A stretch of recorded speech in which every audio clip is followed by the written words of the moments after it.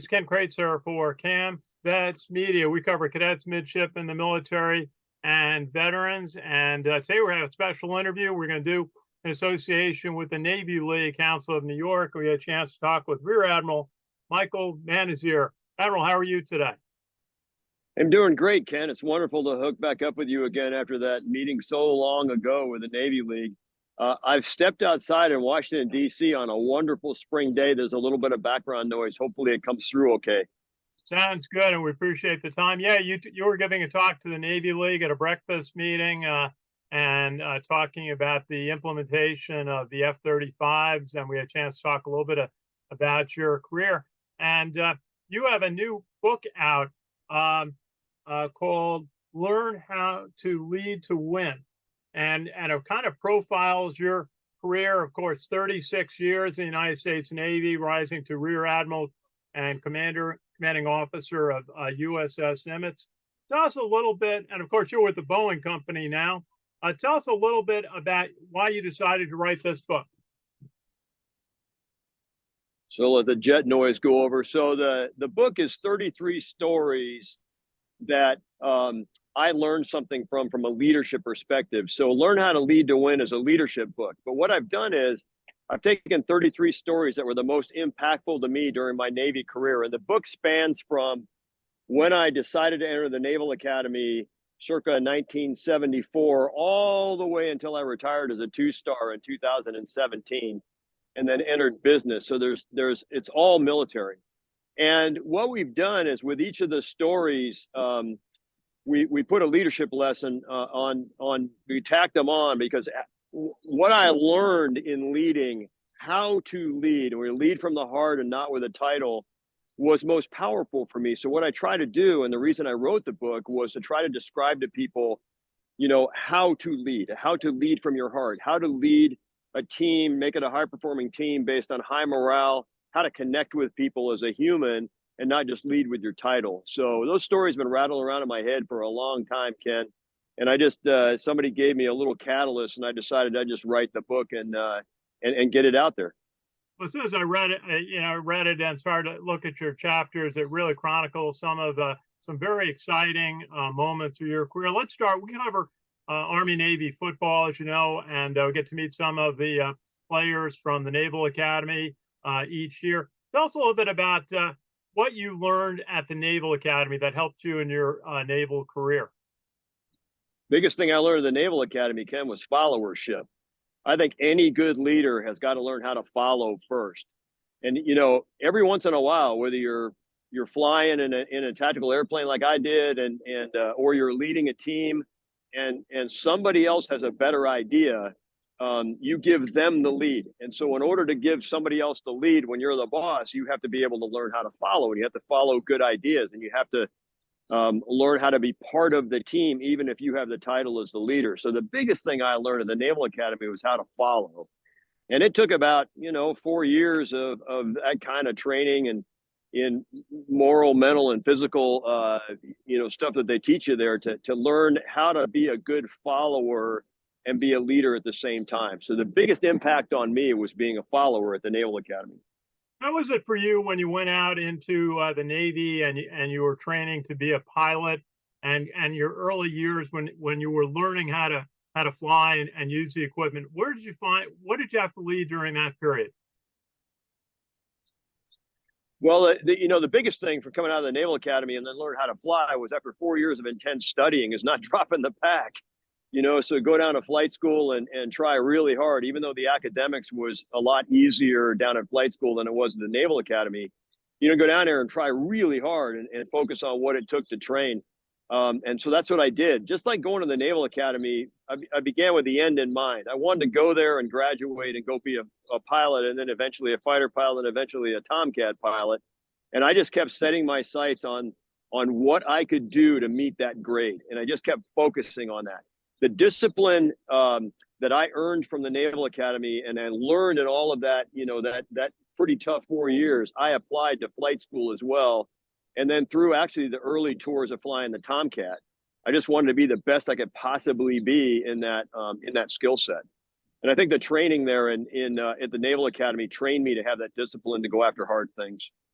Absolutely. Now, as you stayed as a pilot, you had 1,240 landings on aircraft carriers, I understand. Uh, what did it take to become a leader of other pilots, of squadrons and other air groups that you commanded?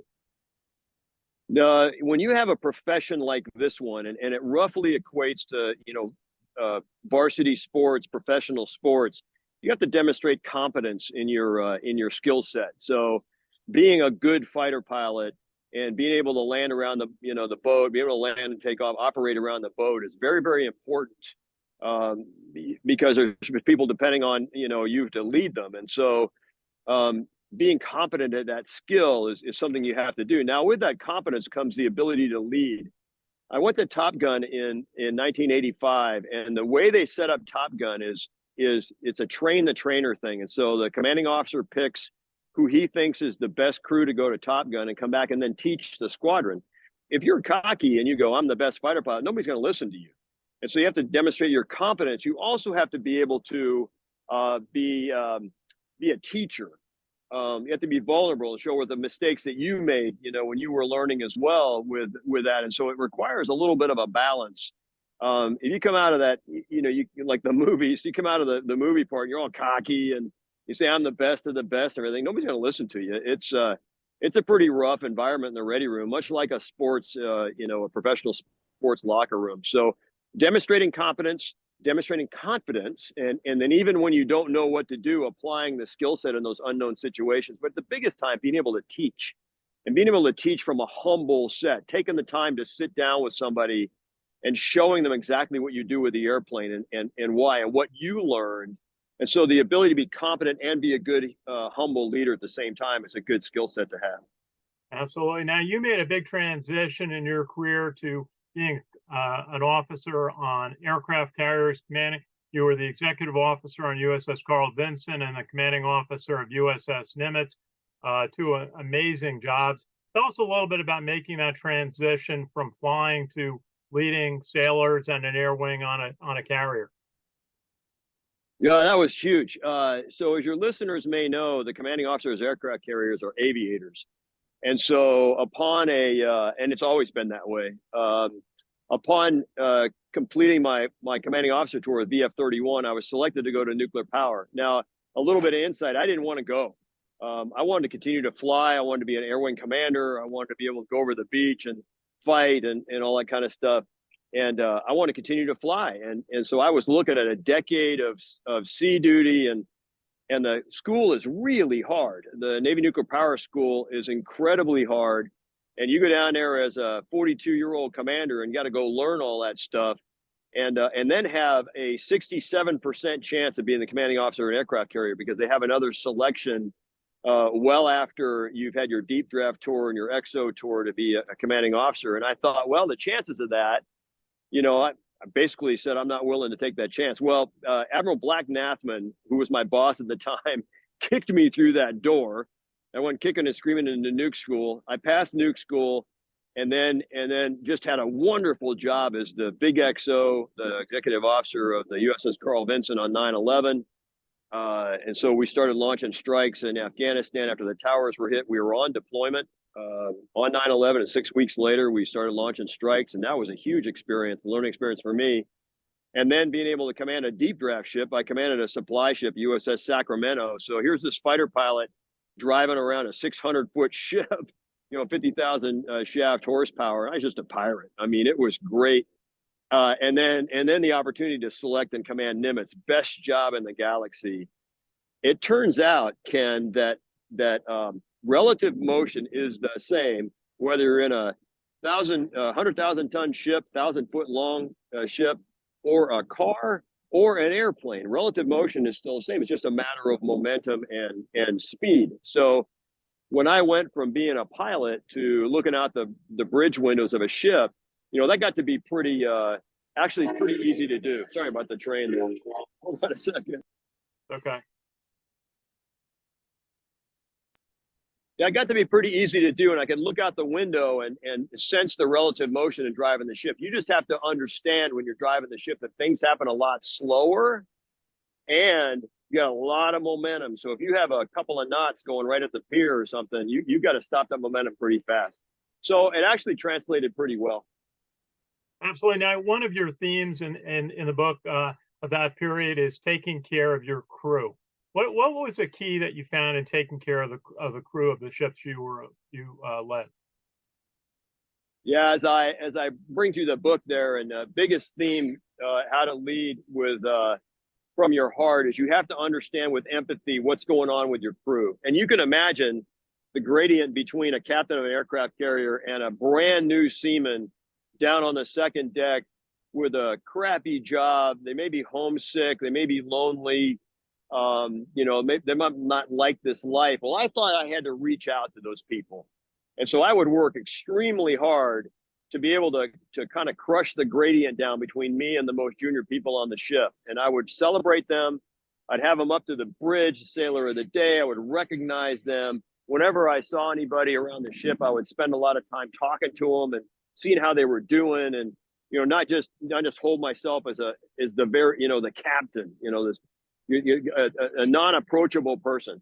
I tried as hard as possible to be a human being and to tell people, kind of what brought me to where I was, and to connect with them pretty hard. And that's a theme through the book. Don't lead with your title, lead from your heart and connect with the humans that are on your team. Absolutely. A final question, I know you got to go, is just we do a lot on veterans career transition, and we hear it's challenging at every level. Tell us a little bit about your career transition. I know you've had a second career with the Boeing company. Well, the biggest thing in the transition, of course, my skill set coming from the Pentagon into the defense industry was pretty translatable. But as I note in the book, even though the stories are all military, the leading perspective is applicable out in business as well.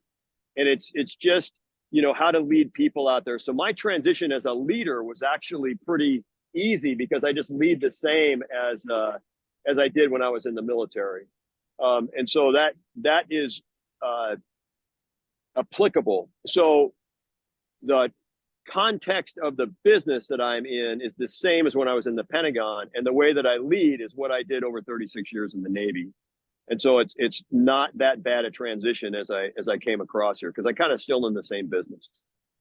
Rear Admiral Mike Mann is here. Thank you so much. It's great to do another talk. And your new book is called Learn How to Lead to Win, and a terrific read about the moments of your career, and recommend it highly. And look forward to seeing you again, maybe at one of the Navy League events. And really, on behalf of everybody, thank you for your service to our country.